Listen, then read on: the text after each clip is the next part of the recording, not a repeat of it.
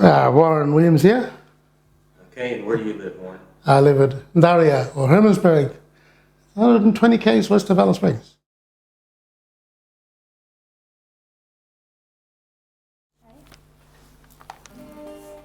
What's your favorite song? What are you known for? Or what's the one you get most meaningful? I actually wrote a sort of a first gospel song I sort of wrote.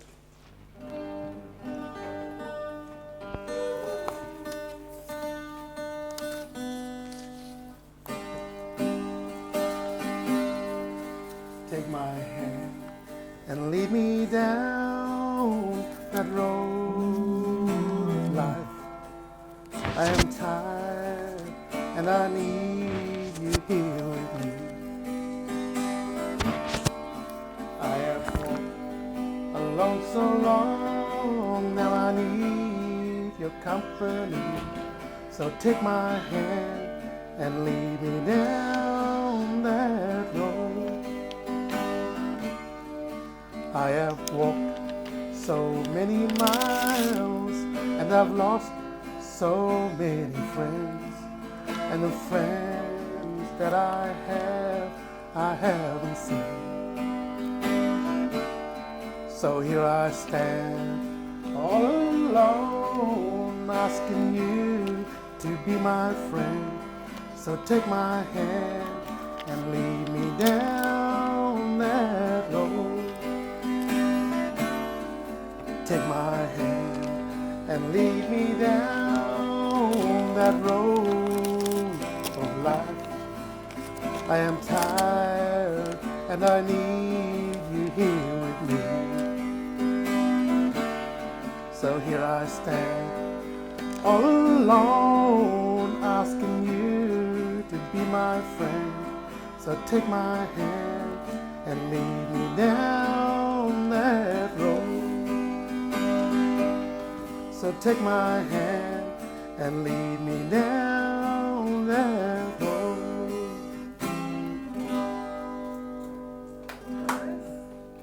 Yeah, so I only wrote that a couple months ago. So it was the first sort of thing to I don't know what gospel song. So, yeah. That, my friend, is a beautiful song. Thank you. That is. Yes. I remember going through alcohol problems. I remember lying in hospital. I was lying in hospital, and I heard this footstep. Footstep. This is a 2-story hospital. I heard the footstep come in, get into the elevator. I heard the elevator come on. Elevator opened. I was lying in my bed listening to it, and I heard him walk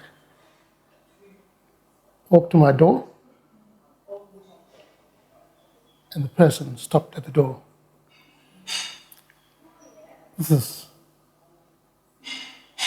I don't know what it was. It wasn't. I don't think it was a dream.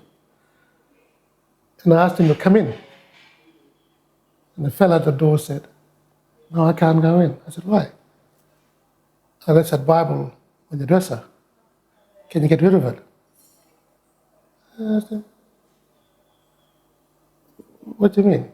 He said, "Oh, I can't look at the Bible if I'm going to come and visit you." I said, "Oh, that's funny." And he stood at the door until I got rid of the Bible. He just said, "Look, just put it in the drawer or something."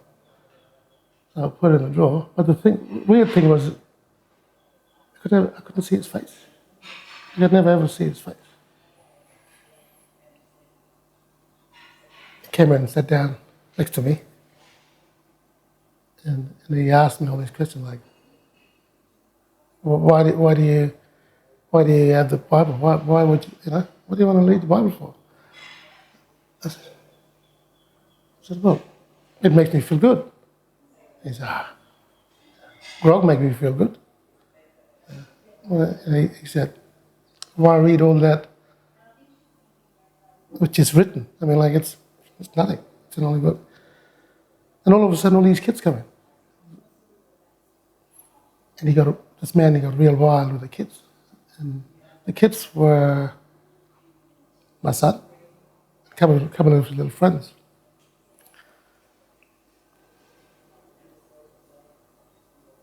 And all the kids came, and they actually got rid of that fella. But he didn't go far. He just went to the door. For the next few hours, I was in so much pain. And imagine getting yourself burnt on your hand or the finger. I had alcoholic poisoning, and that was 24 hours in my stomach. I got burned up. Then after them kids come, this fella come up. I don't know where he came from. Came and sat there next to me and he said, tomorrow you'll be all right. I said, how do you know tomorrow I'll be all right? He said, don't worry, I'll be all right. And he went. And I slept again for it was so much pain. Sorry, so I was in so much pain, and I slept. The next morning I woke up. I got woken up by. I'm in the hospital. The hospital isn't older. It's brand new, but there was a crack on the wall, and the sun shone through the hole, and it hit me right here on my forehead. Oh. Now, I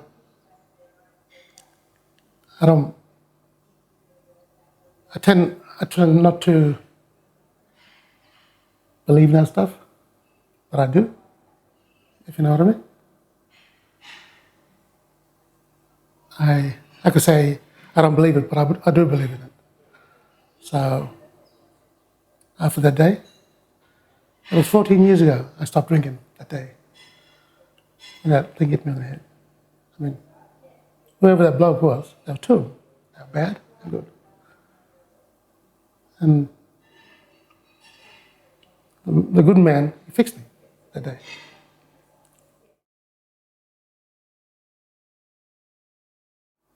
When you were in the hospital that day and the light hit you, what did you understand or experience? If you go back to that moment. For me, I really think that I have something more to offer to whatever. I really do think that. If it was my time to go, I would have been gone a long time ago. I mean, when I went to the hospital, I was one of the worst cases of alcoholic poisoning ever. Go to the hospital. I was in such a bad shape that if it probably was someone else, it would have been. But I came to it. So I always think that one day it'll show itself what I'm supposed to do. And I know I'm here to do something, whether it's for my people or for whoever.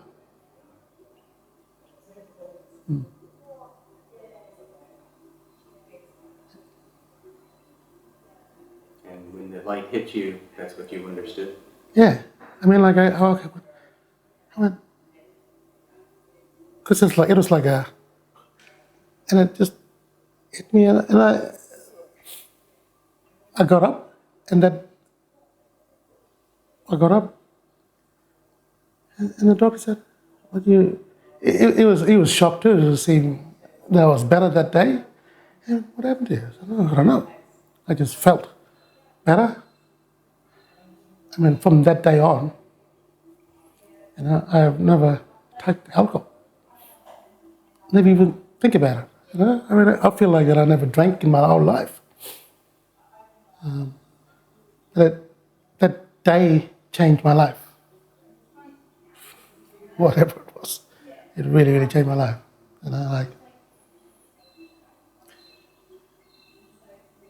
and then make me feel strong inside too. I am more strong inside than before. I'm not weak. Like before, when I used to drink, I was weak. Someone came and come and give me a drink. I was weak. I said, I don't want to touch it. So I said, come on, my brother. You know? Now, nothing. I probably got the strongest willpower to any person I know. I can switch off. So it made me strong inside too. But also, it made me strong in my faith too. So whatever I believe in it. You know. But for me, deep inside, there'll always be that Christianity and faith too inside. It'll always be there because I grew up with it. You know. My grandfather's spirits, my grandmother's spirits, they'll always be there looking after me. You know.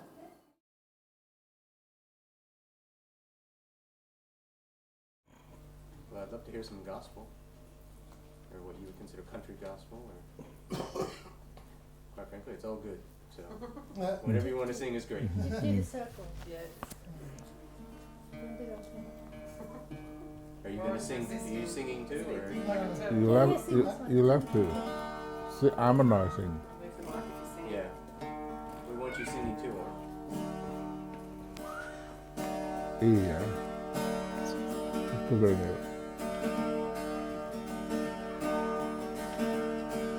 Will the circle be unbroken by and by, Lord, by and by?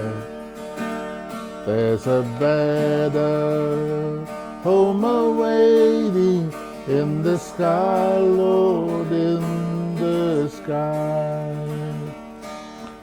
I was standing by my window on a cloud and cloudy day, when I saw the hearse come rolling for to carry my mother away.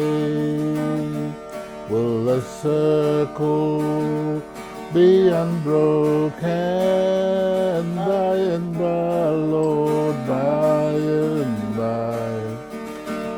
There's a better home awaiting in the sky, Lord, in the sky.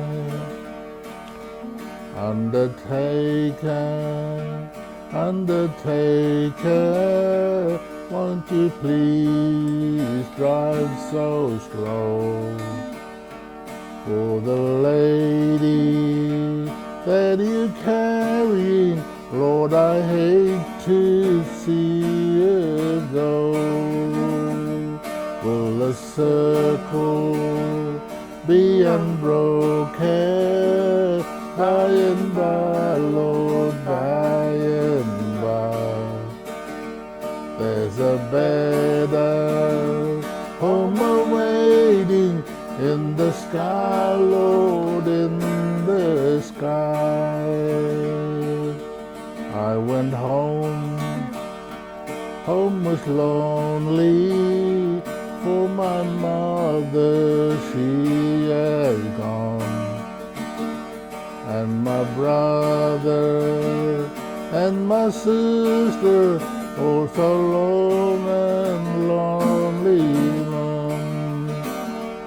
Will the circle be unbroken by and by, Lord, by and by? There's a better home awaiting in the sky, Lord, in the sky. Will the circle be unbroken by and by, Lord, by and by? There's a better home awaiting in the sky, Lord, in the sky.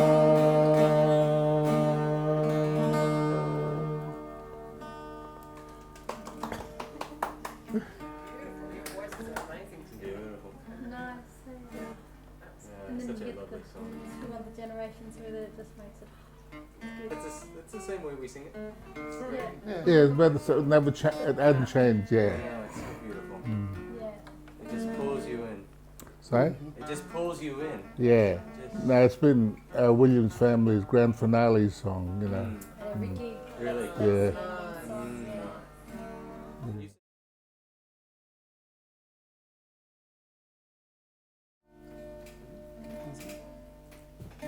Way out where the western stars are blow and the green grass has turned to gold. Red dust is dancing on the plains and a wedge-tailed circle side where the night is crystal clear and the stars shine so bright. Here a man can say to himself, oh, what a place I'm in. Oh, what a place I'm in.